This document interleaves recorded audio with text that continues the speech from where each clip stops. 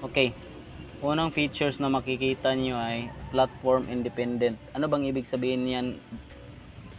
Yung platform independent ay kung saan mo sinulat yung code ay pwedeng ipatakbo sa ibang platform. Ang ibig sabihin yan ay kung gumawa ka dito ng code sa Windows, pwede mong patakbuhin doon sa Linux or sa macOS.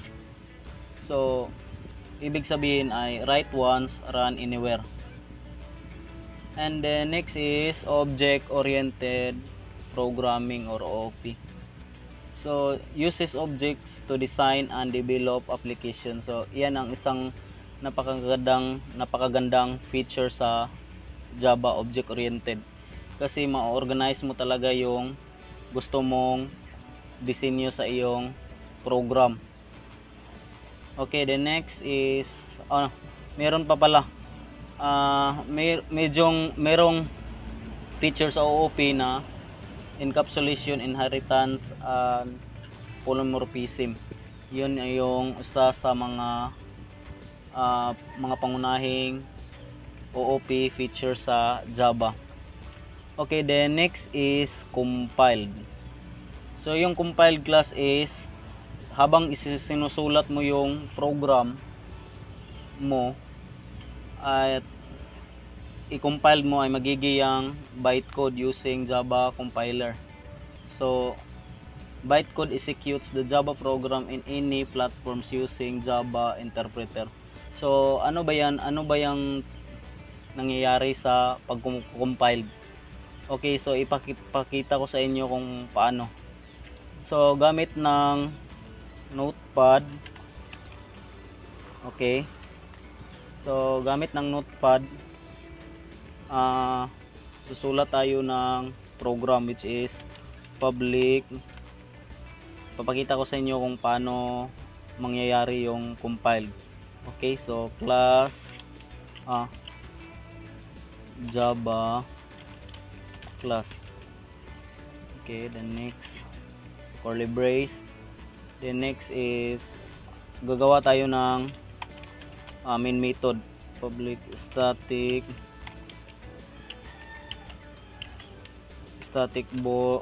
void main method. So gagawa tayo ng main method which is string. So ipalagay lang natin okay, so that is our string which is our arguments. Then okay, ito yung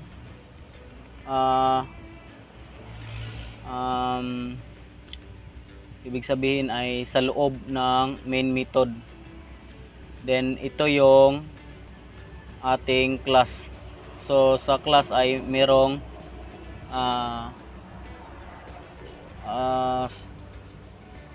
laman na merong napaloob na main method. So type tayo ng system.out.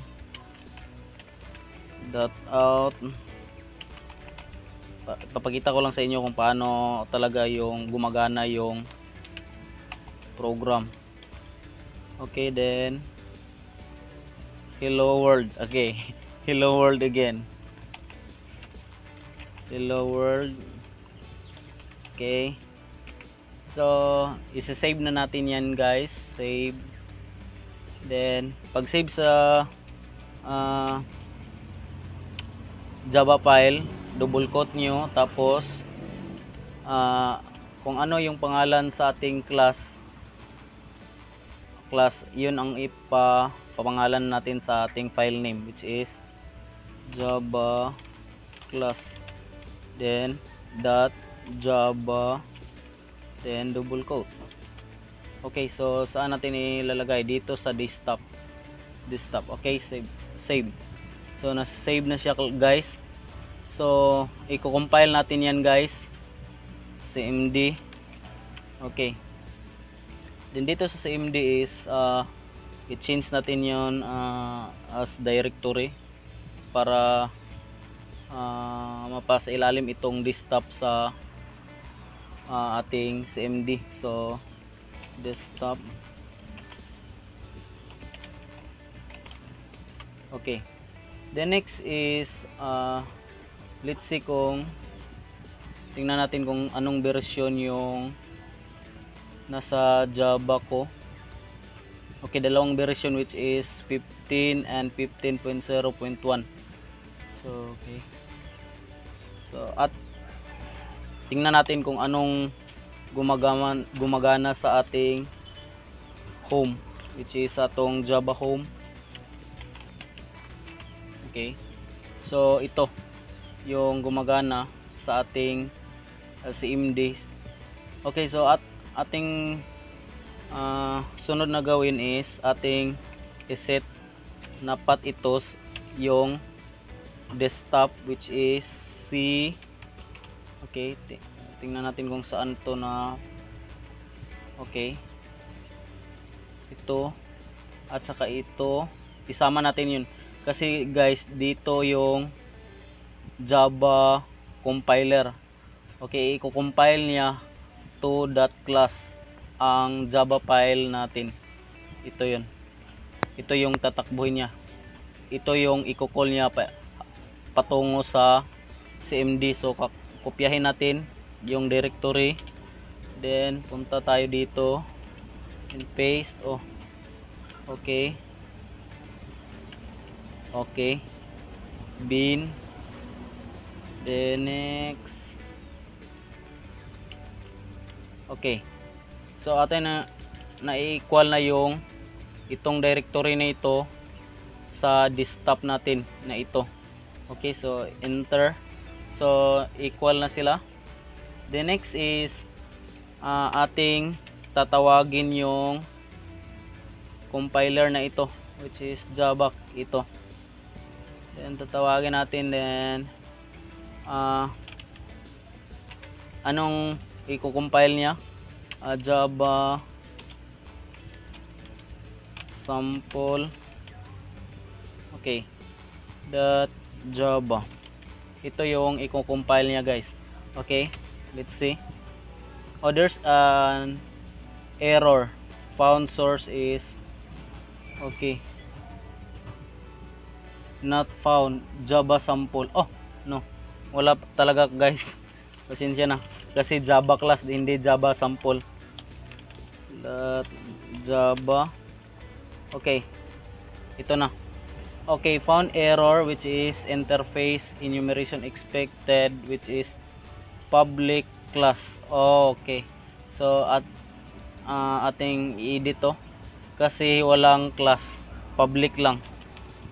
Okay, so i-save natin, Control S, then next ating i-compile. Okay, na-compile na siya guys, wala siyang, ito na, nag-create na siya ng compiled file which is .class. Okay, ito yung Java file natin. Okay, ito yung compiled, which is naka-binary na siya guys. Yung maintindihan sa computer ay 010101. Okay, so open with, tingnan natin kung ano yung byte. So ito yan, maintindihan yan kapag 010101 yan, byte. Okay, so next is tingnan natin yung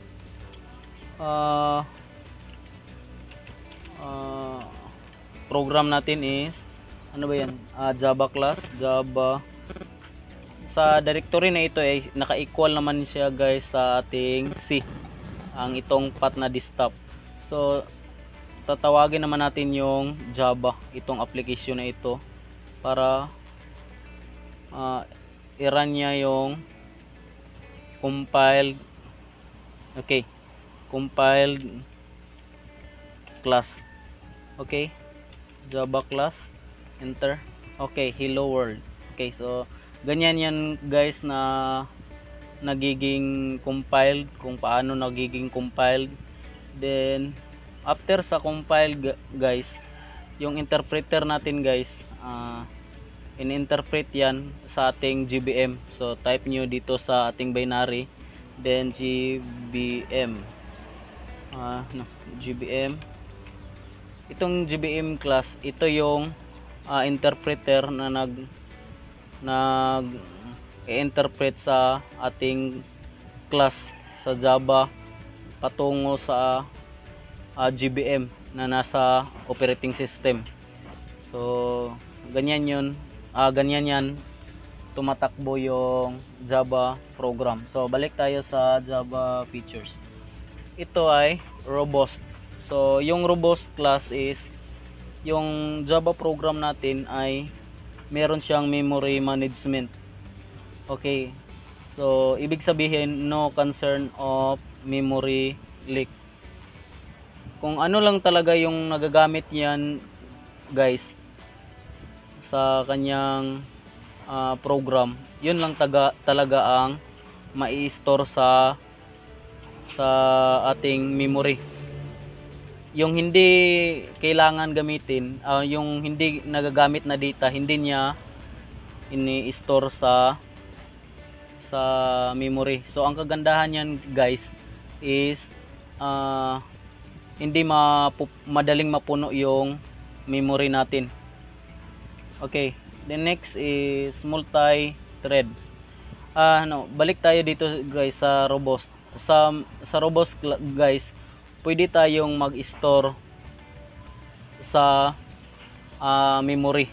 Kahit hindi natin gamitin or gamitin natin, kahit hindi gamitin, pwede nating siyang lagyan. Pwede na tayong gumawa gamit yung mga like synchronize keyword, ganyan. So balik punta na tayo dito sa, I hope nga maliwanag sa inyo yung robust na yan. Okay, then dito sa 5 is multi-threaded. So sa multi-threaded guys, multi-threads, ma-explain natin yan kung gagawa tayo ng program sa next natin na tatalakayin natin yan sa susunod, kasi baka hindi niyo maintindihan yung lawak ng kapag binigay ko yung sample dito. So multi-threaded is, for example, ganito yan guys. So kapag this is Java application ang NetBeans. So ganyan guys, marami siyang mga modules na kailangan i-load para pag open yung lahat ay makikita natin yung mga ng mga ito, kung ano yung mga plugin i-load niya, tapos ikakarga niya dito at saka kailangan niyang multi-thread kasi para mapabilis, isabay-sabay niya yung trabaho pagpa-load, gaya ng hindi natin kayang example sa atin guys kasi iba yung sa computer. Okay, I hope nga paki-search na lang yung ibang kapag hindi nyo intindihan dito, kasi next pa talaga yun tutorial. Okay, secure. So dito guys is maraming nagsasabi na bytecode add security to Java class. Okay, medyo naman 50-50 ako dito guys, kasi meron talagang security, hindi mo maintindihan kung anong nalalaman na code dito at anong ibig sabihin nitong lahat, kasi bytecode. Pero hindi yan nagsasabi na secure na yung mga program, kasi meron na kasing mga decompiler. So merong compiler at saka merong nag-decompile. So baka sa iba ay secure na ito na program na ito. Para sa akin guys is medyo secure kung hindi nalalaman yung pag-decode. Next is extensible. So Java support native methods from to access functions from language such as C++ or other language. So pwede siyang support siya sa other method sa ibang programming language. So maganda siya talaga. Okay, then support internet protocol. So yung kapag gumagawa ka ng program talaga guys is nasa support yung merong support na internet protocols like TCP/IP or IP, HTTP. So gaya na lang ng gumagawa kayo ng Spring Boot o Spring Framework na application, ito ay suportado ng internet protocols, or pwede yung Ethernet. Okay, then network based. So kapag magde-develop kayo guys ng network based application, for like embedded systems, like embedded systems, anong example niyan ay mga PDAs, di ba?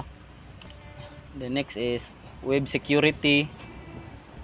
Okay, then mobile technologies like yung mga application na nung una is like